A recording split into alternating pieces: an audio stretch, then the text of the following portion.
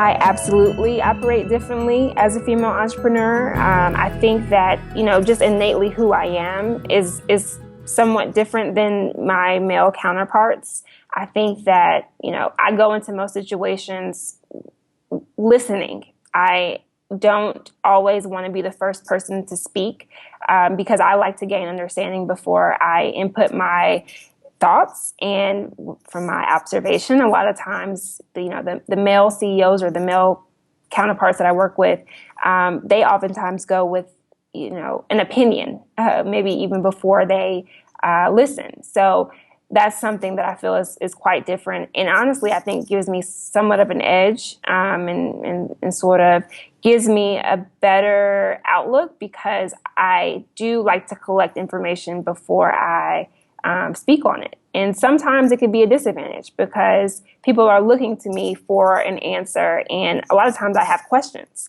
So that's something that I think is a little bit different in terms of how I operate, even comparing myself to my co-founder, who is a man, and just how we approach situations, which in our partnership kind of works out because I'm coming at it with one set of experiences and one set of, kind of eyes and how I'm looking at a situation. And a lot of that is influenced by the fact that I'm a woman. And he's coming at the same exact situation with totally different set of eyes and experiences, largely influenced by the fact that he's a man. And so I think that there are tons of differences in terms of, mostly just how I interact with people, sort of my care towards people and kind of what I want the outcomes of things to be. And generally, I feel like I have more of a outlook around what can I do for someone else. So that can kind of go back toward, nurturing or kind of the feminine characteristics that are out there.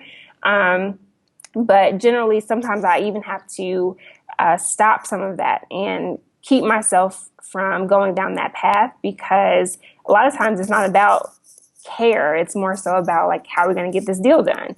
We want to do it with care, of course, but there are other things that are sometimes more important.